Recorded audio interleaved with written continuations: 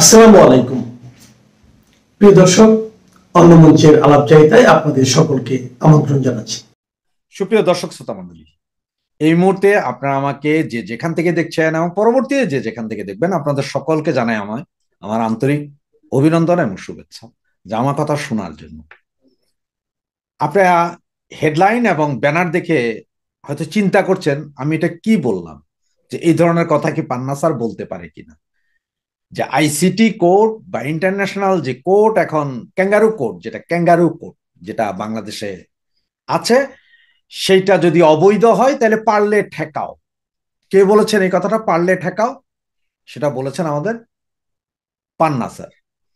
এবং উনি যে বলেছেন, আমার যে বোনকে দিয়ে এই কথাগুলো, ওনার সাথে কথাবার্তার যে রেকর্ডিং, সেই রেকর্ডিং এর আপনাদেরকে আমি কিছু অংশ শোনাবো, যেটা আমার ভিডিওর ভেতরে আমি দিয়ে দিব, যে শোনার জন্য যে উনি আসলে বলেছেন কিনা, আমি গুজব ছড়াচ্ছি নাকি উনি বলেছেন, সেটা আজকে প্রমাণ করে দিব আপনাদেরকে। তার আগে, এটা শোনানোর আগে আপনাদের কয়েকটা কথা বলি, প্লিজ একটু শুনেন। আপনার কয়েকটা কথা বলি আপনাদের। আপনারা সকলে জানেন যে এই যে আমাদের জেডাই খান পান্না স্যার, উনি বিশাল একজন উকিল। কিন্তু উনি হাইকোর্টের, সুপ্রিম কোর্ট বিভাগে, হাইকোর্টে কাজ করেন, সুপ্রিম কোর্টে কাজ করেন। মানে উনি ডাক্তার কামাল হোসেনের পরে যদি কোনো নাম করা উকিল বলেন, তাহলে সেটা হচ্ছে যে জেডাই খান পান্না স্যার। আপনাদের সকলেরই মনে আছে জুলাইয়ের 29 তারিখ 2024, সেদিন তিনি এসেছিলেন। যেটা আপনার ব্যানারে যে ছবিটা দেখছেন, এটা কিন্তু সেদিনকার ছবি। সেদিন তিনি বলেছিলেন যে উনি একটা রিট করেছেন, যে পুলিশকে গুলি করতে নিষেধ করার জন্য আদালতকে রিট করেছেন, আদালত যাতে একটা আদেশ দেয়। কিন্তু আদালতও জানতো যে এই আদেশ আদালত দিতে পারে না, এবং উনি একজন এত বড় আইনজীবী হয়ে উনি জানে যে এই আদেশ দেওয়া যায় না। তার কারণ হচ্ছে যে এখন আপনারা যদি দেখেন যে পুলিশ কমিশনার, ডিএমপি, তারপর সিএমপি, পুলিশ কমিশনার কি বলেছিলেন মনে আছে? যে যে কেউ গাড়ি জ্বালাইতে আসলে, বাড়ি জ্বালাইতে আসলে, মপ করতে আসলে সরাসরি ব্রাশ ফায়ার করে দাও বলেছিল। পরে তারা সেটার কি যুক্তি দিয়েছে? তারাই যুক্তি দিয়েছে যে হ্যাঁ, এটা তো আমরা বলেছিলাম, কিন্তু এটা তো আমাদের পুলিশের বিধানেই আছে, যে পুলিশের বিধানেই আছে যে গুলি করতে পারবে, কারণ জানমালের ক্ষতি হইলে, সরকারের সম্পদ রক্ষা করার ব্যাপার হইলে এটা ওপেন ফায়ার করতে পারবে।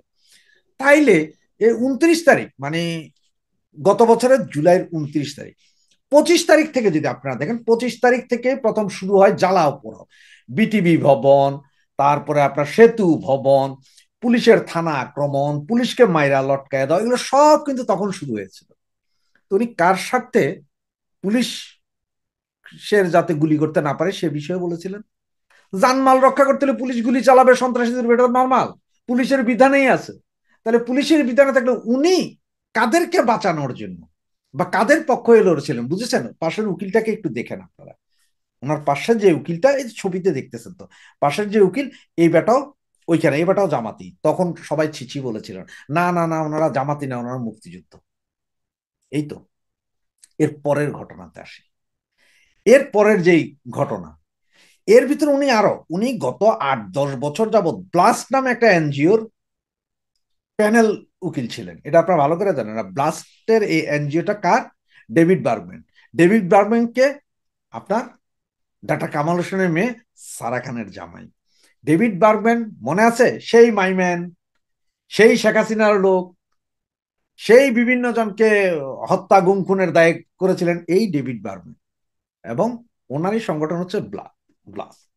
সেটার উনি প্যানেল লয়ার। মায়ের ডাক, ওই যে মায়ের ডাক আরেকটা আছে, সেটারও উনি। উনি সব কাজের কাজী, শুধু একটু পাজি, এই আর কি। এরপরে দেখেন আপনারা আবার, এগুলো আমি গতকালকের যে ভিডিও সেখানে বলেছিলাম, আপনারা 15 আগস্ট কি করেছেন, উনি 12ই আগস্ট কি করেছেন, এগুলো সব আপনাদের বলেছিলাম। একটা কথা আপনাদেরকে আরেকটা কথা বলি, সেটা হচ্ছে যে ঠিক যখন আপনার ওনার বিরুদ্ধে একটা মামলা হয়েছিল, মনে হচ্ছে 300 জন না 350 জনের একটা আসামি করে মামলা হয়েছিল, ওনাকে রাখা হয়েছিল 70 নম্বর আসামি। তখন উনি বলেছিলেন ভাই নামটা 1-2 নাম্বার রাখলে ভালো হইতো, আমার বিরুদ্ধে মিথ্যা মামলা, ওই মামলা, সেই মামলা, এগুলো বলছিল। এগুলা বলছে পরে আমরা সকলে, হ্যাঁ আইনের শাসন নাই দেশে, এই নাই সেই নাই, হেভি আন্দোলন। আমরা ফেসবুক পার্টি, আমরা মুক্তিযুদ্ধের সপক্ষে সবাই ফেসবুক পার্টি ছিলাম, কারণ তখন মনে হয়েছিল যে উনি একমাত্র মুক্তিযুদ্ধের ধারক এবং বাহক। সেই মামলায় উনি পরে কোর্টে হাজিরে জামিন নিয়েছিলেন। সেই জামিনটা কিভাবে নিয়েছিলেন জানেন? সেই জামিনে ওনার যে জামিন চেয়েছিলেন, সেই জামিনে ওনার পক্ষে দাঁড়িয়েছিলেন প্রধান উকিল হিসাবে শিশির মনির, জামাতের শিশির মনির। মনে আছে জামাতের শিশির মনির, যে কিনা আবরার হত্যার পরে জামাতের ছেলেপেলের পক্ষে দাঁড়াইছিল। সেই শিশির মনির হচ্ছে যে ওনার তখন প্রথম উকিল। কেন? উনি আর কোনো উকিল পান নাই? উনি নিজে আসামি, ঠিক আছে, উনি চালাইতে পারবেন না, উনি তো একটা অ্যাসোসিয়েট ফার্ম চালান, উকিল ফার্ম চালান, সেখানে ওনার অনেক জুনিয়র লয়ার আছে, তারা দাঁড়াইলো তো যেত। সেটা না করে উনি কি করলেন? শিশির মনিরকে আনলেন। এখন শিশির মনিরকে আইনা উনি সেই কোর্ট থেকে জামিন নিলেন। এরপরের কাহিনী আবার জানেন আপনি, ওই যে আপনার 12ই আগস্ট তিনি আইনজীবী হতে চেয়েছিলেন। কার আইনজীবী? শেখ হাসিনার আইনজীবী। গত 12ই আগস্ট শেখ হাসিনার আইনজীবী হিসেবে উনি চেয়েছিলেন, কিন্তু তার এই প্রস্তাব নিয়ে গিয়েছিল কে? নাজনীন হাসান, যিনি কিনা জিয়াউল হাসান, সেনাবাহিনী এক মেজর জিয়াউল হাসানের বোন। সে গিয়েছিলেন ওনার প্রস্তাব নিয়ে যে জেডা খান পান্না স্যার উনি শেখ হাসিনার আইনজীবী হতে চান। যে জিয়াউল হাসান কিন্তু এখন জেলে, গুম হত্যা এগুলোর কারণে উনি জেলে। সে নাজদিনকে নিয়ে গিয়েছিলেন। এবং আপনারা সবাই জানেন যে 28শে মার্চ ওই যে মঞ্চ 71-এর যে প্রোগ্রাম, সেই প্রোগ্রামে যে যেখানে যে আপনার আমাদের আরেক পান্না, মঞ্জুর আলম পান্না, তারপরে লতিফ সিদ্দিকী সহ প্রায় 16 জন ধরা খাইলেন। তার মধ্যে 2 জন মাত্র জামিন পেয়ে আছেন। এখনো আরো 15 জন সিনিয়র সিটিজেন যাদের বয়স 84 থেকে 90-এর ভেতরে, এরা সবাই এখনো জেল খাটছেন। তাদের ব্যাপারে কিন্তু মুখে কুলু পেটে বসে হয়েছেন, কোনো কথা নাই। এই সেই জেডাই খান পান্না। তো চলেন একটু ভিডিওটা শুনি যে উনি কিভাবে বলছেন আমাদেরকে যে পারলে ঠেকাও, আইসিটি যদি অবৈধ হয় পারলে ঠেকাও। শুনেন ভিডিওটা। আপনি যে বললেন যে শেখ হাসিনা শেখ হাসিনার পক্ষে আপনি দাঁড়িয়েছেন, আপনাকে তো কেউ নিয়োগ দেয় নাই। এখন আপনি নিয়োগ ছাড়া যে নিজের ব্যক্তিগতভাবে মানবিক দৃষ্টিতে কাজটা করছেন, আপনি তো অবৈধ কোর্টটাকে বৈধতা ঘোষণা দেওয়াচ্ছেন, মানে ভাবে আড়ালে, মানে এক দৃষ্টিতে এটা তো বৈধতা পাচ্ছে। আমি কি, আমরা কিভাবে ঠেকাবো? আপনারা যদি গিয়ে এটাকে বৈধ করেন, একটা অবৈধ সরকারকে বৈধতা দেন, আমাদের তো এখানে শক্তি নাই। আর আমরা বলতে পারবো শুধু, আমরা আমাদের বলা পর্যন্তই আমাদের কাজ। এখন আপনি যেটা করছেন আপনার দৃষ্টিতে সঠিক, অন্য কারো দৃষ্টিতে সঠিক না, সেটাই। এটা তো কেউই 100% পারফেক্ট না। হ্যাঁ, আমিও না, তুমিও না। ওকে, জি স্যার। তো এইটার ভবিষ্যৎ কি হইতে পারে স্যার, যদি একটু বলতেন। দেখো দেখো দেখো, খুব বেশি দেরি নেই, দেখো। তাহলে এর আগে যে মৃত্যুদণ্ড দেওয়া হলো আদালতে, তখন তো আপনার তাহলে দাঁড়ানো উচিত ছিল। এগুলো সব কি আমি তোমার সাথে আলাপ করবো? লোক না, এজেন্সির লোক না, এটা কিভাবে আমি বুঝবো? না না, আপনার ইচ্ছা, আপনি বললে বলবেন, না বললে নাই, সমস্যা। আমি তো কাউকেই বলি নাই। যে আমার সাথে বলতে আসে তাকে আমি বলতে সামনাসামনি আসে। আমি তো আপনাকে দাওয়াত দিলাম, অনলাইনে আসেন, সামনাসামনি কথা বলুন। না, অনলাইনে তো আমি যাব না। রাখি, আমার সামনে ক্লায়েন্ট আছে। ঠিক আছে, ঠিক আছে। শুনলেন তো ভিডিওটা, কি বুঝলেন? এই ভিডিওটাতে আপনি যা শুনলেন তা সত্য ঘটনা। এবং আপনাকে আমি প্রথমে যেই ছবিটা দেখেছেন, মানে জেডা খান পান্নার ছবি দিয়ে, এরপরে বাকি পুরো কথার রেকর্ডিং উইদাউট এনি কাটিং, সরাসরি র ভিডিওটা শোনালাম, যেখানে যে ফোন করেছে ফোনের সেই উপরে স্যারের নাম্বার লেখা ছিল। এটাও দেখলেন যে মহিলা কণ্ঠটা, সেটাও আমাদেরই। তাহলে উনি, ওনাকে যখন এই মহিলা জিজ্ঞেস করলেন তখন উনি কি বললেন শুনতে পারছেন? শুনুন, দেখুন, বুঝুন, এবং পরবর্তীতে বলুন যে কেন আমরা জেডাই খান পান্নার পেছনে উঠে পড়ে লেগেছি। এই জেডাই খান পান্না, এখন অনেকে বলছেন যে না, উনি তো ওই সেনাবাহিনীর যে 25 জন আছেন ওনাদের পক্ষের আইনজীবী হবেন, এই সেই হবেন। আবার উনি বিভিন্ন জায়গায় এখন বলে বেড়াচ্ছেন যে উনি শেখ হাসিনাকে মজলুম ভেবেছেন তাই দাঁড়াচ্ছেন। শেখ হাসিনা কি ভয়ে কাঁপছে? শেখ হাসিনা কি ওনাকে বলেছে যে স্যার আমি খুব ভয়ে ভীত, আমারে বাঁচান? এটা তো বলে নাই। তাহলে উনি কেন শেখ হাসিনাকে, আর উনি রাষ্ট্রের নিযুক্ত আসামি পক্ষের আইনজীবী রাষ্ট্র নিযুক্ত, তাই রাষ্ট্র যে ফাইলপত্র দিবে, রাষ্ট্র এই ধরনের যেসব ফাইলগুলো দিবে সেগুলো নিয়ে উনি লড়াই করবেন, উনি তো নতুন কোনো ফাইলপত্র আনতে পারবেন না। তার মানে হচ্ছে এখন যে আছে আইসিটি কোর্টের এখন যে প্রধান আপনার সরকার পক্ষের আইনজীবী, তার আন্ডারে উনি চাকরি করবেন এবং ওই বেটা যা বলবে তাই তাকে মানতে হবে। স্যার কি যা বলতে পারবেন যে আমি কোরআনে শপথ করিয়া বলিতেছি যে যাহা বলিব মিথ্যা বলিব, মিথ্যা সত্য বই মিথ্যা বলিব না, 1 ইঞ্চিও মিথ্যা বলিব না, আপনার এই আইসিটি কোড ভুয়া, এটা বলবেন? আপনাদের এই আইন ভুয়া, আপনারা যে বিচার করেছেন সেটা ভুয়া, আপনারা যেভাবে ফাঁসি দিয়েছেন এগুলা আইনের দায়রায় পড়ে না, এই কথা কি উনি বলতে পারবেন? সবচেয়ে বড় কথা কি জানেন, এই যে আপনার এবি পার্টির যে সভাপতি, এবি পার্টির সভাপতি ফুয়াদ না, ফুয়াদ সেক্রেটারি, সভাপতির নামটা ভুলে গেছি, কি মঞ্জুর বা কিছু একটা এরকম নাম, গতকালকে সে একটা টক শোতে সরাসরি বলেছেন যে জেডাই খান পান্না প্রথম থেকেই চেয়েছিলেন প্রধান প্রসিকিউটর হওয়ার জন্য আইসিসি ট্রাইব্যুনালের, এবং উনি হইতে পারেন নাই বিধায়, যার কারণে উনি আবার মুক্তিযোদ্ধা এই সেই বলা মানে ফুটেজ খাওয়ার জন্য উনি এইসব করেছিলেন। এখন উনি আবার মোটামুটি পয়সা পাওয়ার একটা ধান্দা হয়ে গেছে, বৃদ্ধ মানুষ, এখন আর বলবেন না। তো এই এবি পার্টির ওই লোক যে কিনা একসময় শিবির করতেন, পরে বহিষ্কার, পরে আবার এবি পার্টি করলেন, এর শিবিরের বিটি, ওরা তো খুব ভালো করেই জানে এখন যে কে কি চাইতেছে, কে কি হইতেছে, কে কিভাবে হচ্ছে, এটা ওরা জানে। সেই ভদ্রলোকের সরাসরি আছে, কি আছে, আপনার ভিডিও আছে আরেকজনের সাথে করা, যেটা টক শোতে ওপেন এয়ার শোতে বলেছেন যে জেডাই খান পান্না কি হইতে চাইছিল। সব বিচার বিশ্লেষণ করুন, এরপরে সিদ্ধান্ত আপনাদের হাতে।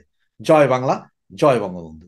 আপনাদের সকলের শুভেচ্ছা, আশীর্বাদ এই নিয়ে আমার ছেলের কালকের অনুষ্ঠান খুব সফলভাবে সম্পন্ন হয়েছে।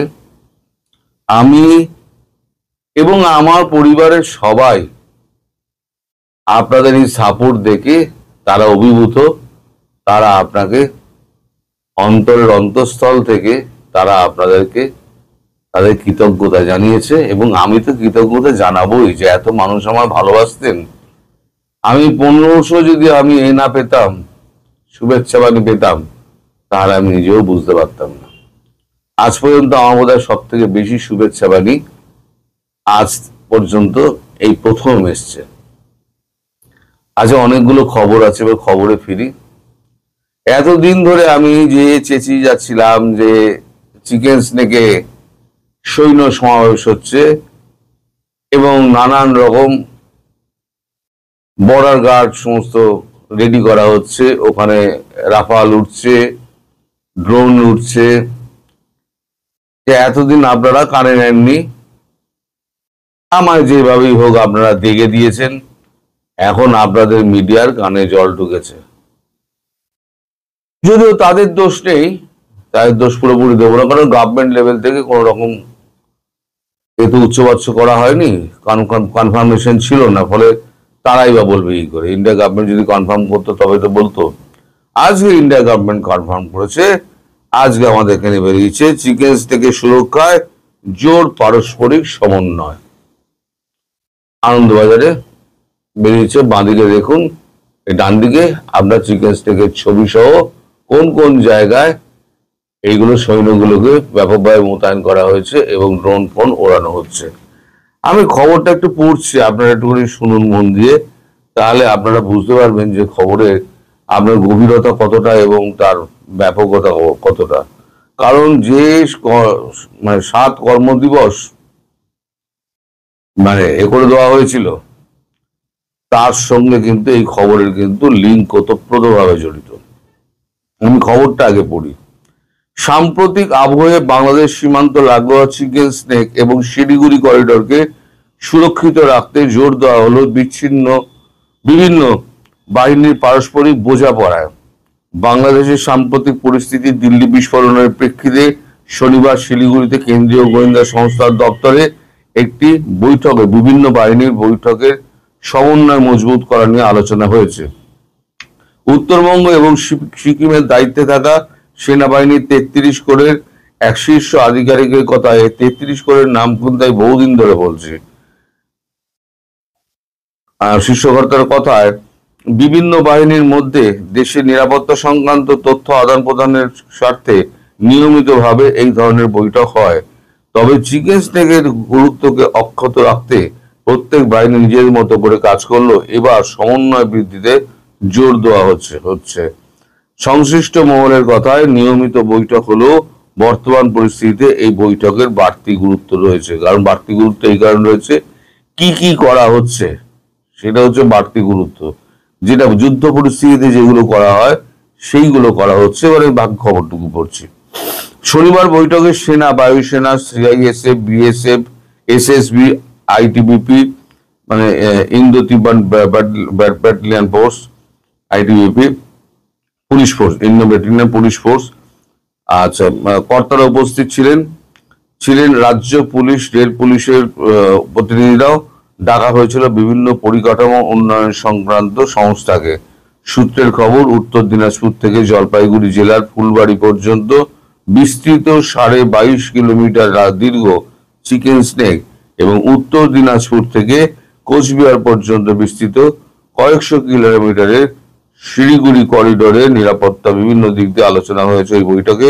সীমান্তের ওপারে লালমনিরহাট এলাকায় বাংলাদেশ এয়ারবেসে চীনের বিমান ওঠানামার খবর ভারতীয় নিরাপত্তা সংস্থাগুলির কাছে এসেছে। আবার দিল্লি বিস্ফোরণে অভিযুক্তদের সঙ্গে যোগ থাকার সন্দেহে আইএনএ শিলিগুড়ি করিডোর এলাকার এক যুবককে জিজ্ঞাসাবাদ করেছে। তবে তদন্তের পরে তাকে সন্দেহের আওতা থেকে বাদ দেওয়া হয়েছে এবং ছেড়ে দেওয়া হয়েছে। তবে এলাকাটি এখনো গোয়েন্দাদের নজরে রয়েছে।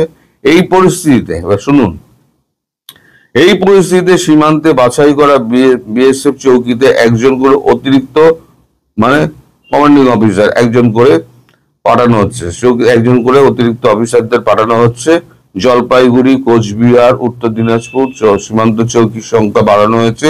স্ট্র্যাটেজিক গুরুত্ব অনুযায়ী অস্থায়ী ক্যাম্প স্থাপন করে জওয়ানদের সংখ্যা বাড়িয়ে চৌকি এবং ক্যাম্পগুলির মধ্যে সমন্বয় রাখা হচ্ছে। চৌকি হচ্ছে আপনার একটা হচ্ছে ক্যাম্প হচ্ছে গিয়ে যত স্কুল বাড়ি আছে না, এখন তো আমাদের সব ছুটি পড়ে গেছে, সব পরীক্ষা হয়ে গেছে, সব ছুটি পড়ে গেছে।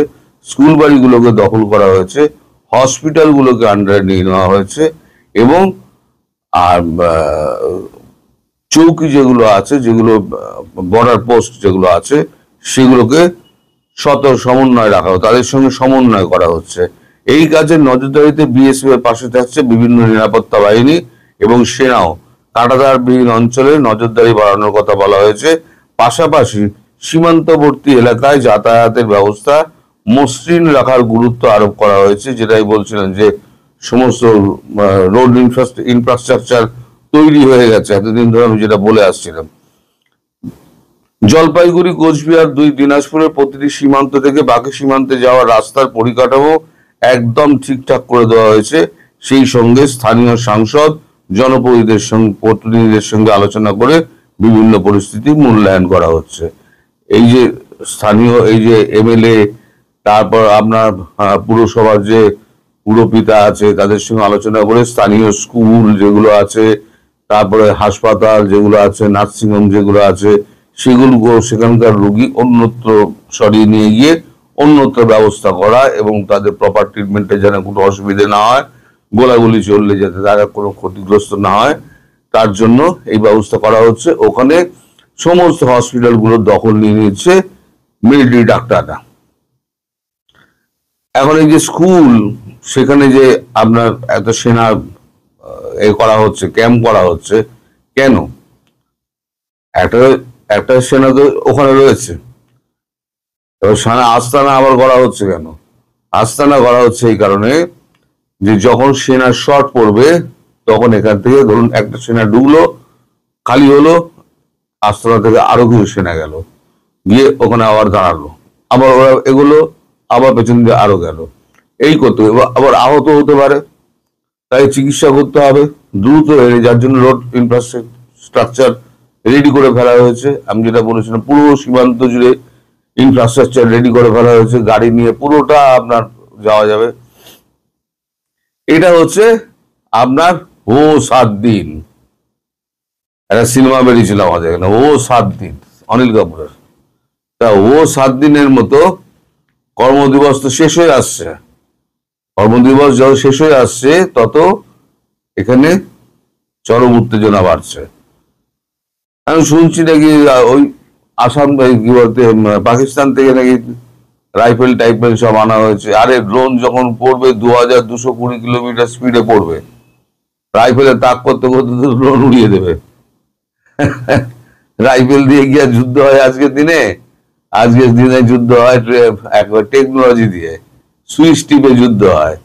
সেই যুদ্ধে ওই গোদা রাইফেল আর স্নাইপার আর অমুক কিছুই কাজ করবে না, স্নাইপারকেও মেরে দেবে আর রাইফেলধারীকেও মেরে দেবে। তো যে আরো একটা গুরুত্বপূর্ণ ঘটনা ঘটেছে, যেটা হচ্ছে মঙ্গলবার ভোর রাতে উলফা আই এর মেজর জেনারেল অরুণ উদয় দাহেরা একে আসামের জঙ্গল থেকে আমার সিকিউরিটি ফোর্স একে অ্যারেস্ট করেছে।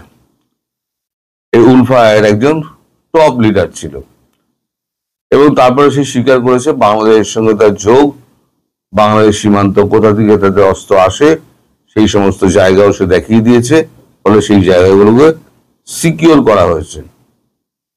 কালকে আমি যে খবরটা করেছিলাম, এই জামায়াত সমস্ত, কাল না পরশু দিনকে জামায়াত বলেছে যে তারা কার্নেজ করে দেবে, গণহত্যা করবে যদি গণভোট হয়।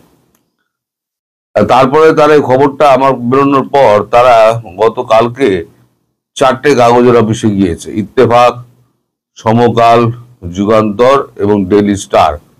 এই 4টে কাগজে গিয়ে তাদের সম্পাদকদের সঙ্গে মিট করে তাদের বোঝানো হয়েছে যে এই সমস্ত খবর ভুয়ো এবং ভিত্তিহীন, এগুলো সমস্ত বলা হয়েছে। তারপরে এবার সম্পাদকরা কি করবে সে সম্পাদকদের ব্যাপার।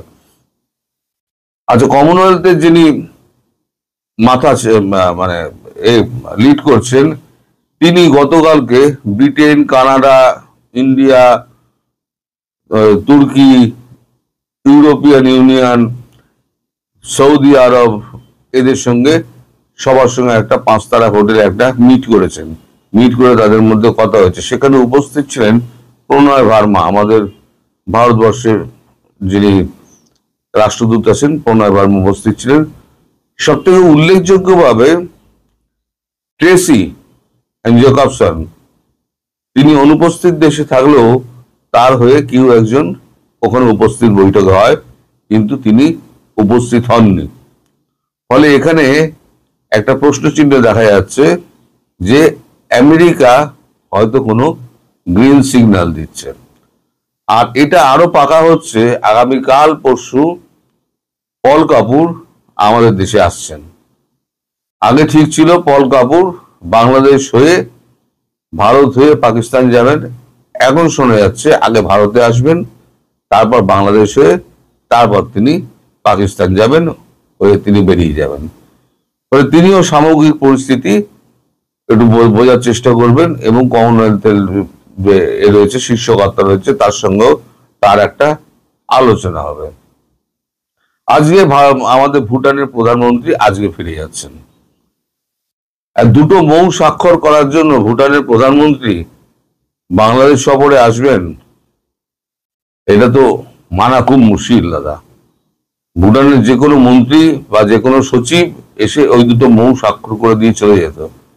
আসলে মৌ স্বাক্ষর যেটা হচ্ছে সেটা হচ্ছে সামনের দিকে একটা ফেস অফ দ্য ফ্যান।